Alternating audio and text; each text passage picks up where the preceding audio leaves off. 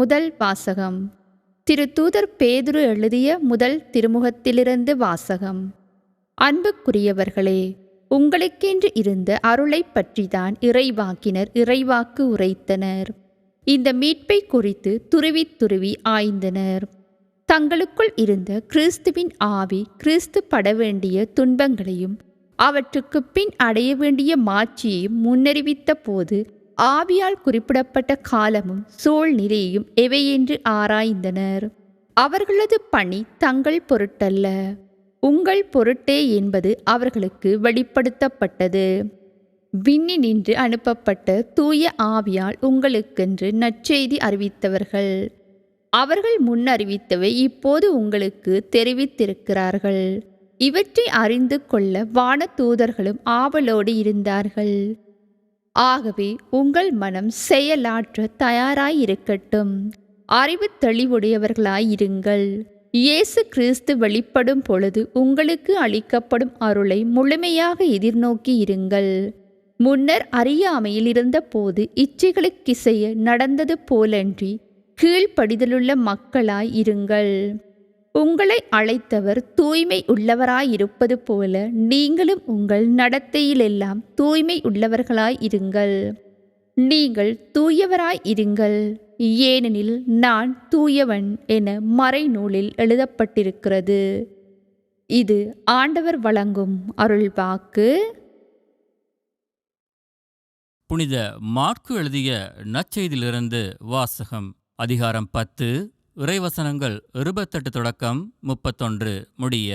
அக்காலத்தில் பேதுரு இயேசுவிடம், பாரும், நாங்கள் எல்லாவற்றையும் விட்டுவிட்டு உம்மை பின்பற்றியவர்களாயிற்றே என்று சொன்னார். அதற்கு இயேசு, உறுதியாக உங்களுக்கு சொல்கிறேன், என் பொருட்டும் நற்செய்தியின் பொருட்டும் வீடுகளையோ சகோதரர்களையோ சகோதரிகளையோ தாயையோ தந்தையையோ பிள்ளைகளையோ நிலப்புலங்களையோ விட்டுவிட்டு எவரும் இம்மையில் 100 மடங்காக வீடுகளையும் சகோதரர்களையும் சகோதரிகளையும் தாயையும் நிலப்புலங்களையும் இவற்றோடு கூட இன்னல்களையும் மறுமையில் நிலைவாழ்வையும் பெறாமல் போகார். முதன்மையானோர் பலர் கடைசி ஆவர், கடைசியானோர் முதன்மை ஆவர் என்றார். இது கிறிஸ்து வழங்கும் நற்செய்தி. கிறிஸ்து இயேசுவுக்குள்ளே பிரியமானவர்களே, மீண்டும் ஒரு நாளிலே ஆண்டவர் இயேசுவினுடைய இறைவார்த்தையோடு உங்களை சந்திப்பதிலே பெருமகிழ்ச்சி அடைகின்றேன். இயேசுவுக்காகவும் ஆண்டவருடைய நற்செய்திக்காகவும் இயேசுவை பின்பற்றுவதாலும் என்ன பயன் என்று சொல்லி பேதுரு மட்டுமல்ல, நாங்களும் எங்களுடைய வாழ்விலே பல தடவைகளிலே இந்த கேள்வியை கேட்கொண்டே இருக்கின்றோம். ஆண்டவர் இயேசுவை பின்பற்றுவதால், அவருடைய நற்செய்தியை பின்பற்றுவதால், ஆண்டவர் இயேசுவினுடைய வார்த்தையை நாங்கள் கேட்பதால் எங்களுக்கு என்ன பயன் இருக்கின்றது என்று சொல்லி நாங்கள் சில வேளைகளிலே எங்களுக்கு தெரியாமலே இந்த கேள்விகளை கேட்டுக்கொண்டிருக்கின்றோம். அன்று நாங்கள் பார்க்கின்றோம், ஆண்டவருடைய சீடர்கள் ஆண்டவரோடு 3 வருட காலமாக அவரோடு பயணித்தவர்கள், அவருக்காக எல்லாவற்றையும் செய்தவர்கள். தருணம் வருகின்ற பொழுது ஒருவர் ஆண்டவர் இயேசுவை காட்டிக் கொடுக்கின்றார், ஒருவர் ஆண்டவர் இயேசுவை மறுதளிக்கின்றார், இன்னொருவர் நம்பிக்கையற்றவராக உண்மையாகவே ஆண்டவர் உயிர்த்தெழுந்தாரா என்ற கேள்விகளை கேட்பதை நாங்கள் பார்க்கின்றோம். ஆகவே நாங்களும் எங்களுடைய மனித பலவீனங்களினாலே பல தடவைகள் ஆண்டவருடைய விசுவாசத்தையும் அவர் எங்களுக்கு விட்டு சென்ற எல்லாவற்றையும் நாங்கள் கேளிக்கைக்குரியதாக்கி, நாங்கள் ஆண்டவர் இயேசுவை பின்பற்றுவதால் எங்களுக்கு என்ன பயன் கிடைக்கிறது என்ற கேள்விகளை பல தடவைகளிலே கேட்டவர்களாக இருக்கின்றோம்.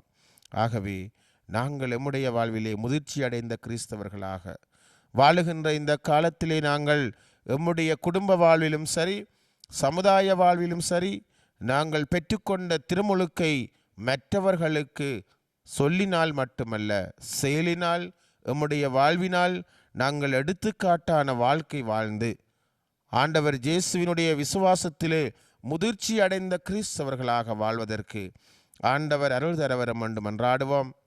எங்களுடைய குடும்பங்களில் இருக்கின்ற நம்முடைய சிறுவர்கள், ஏன் சில வேளைகளிலே வயது வந்தவர்கள் கூட ஆண்டவருடைய விசுவாசத்திலும் அவர் எங்களுக்கு விட்டு சென்ற படிப்பினைகளிலும் நாங்கள் சந்தேகம் கொள்கின்ற மனிதர்களாக வாழ்ந்து கொண்டிருக்கின்றோம்.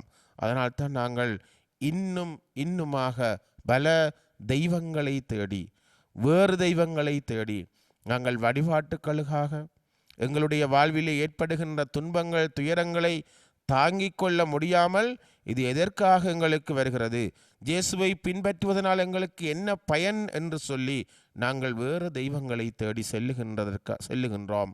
ஆகவே நாங்கள் இன்றைய நாளிலே ஆண்டவரிடத்திலே மன்றாடுவோம்.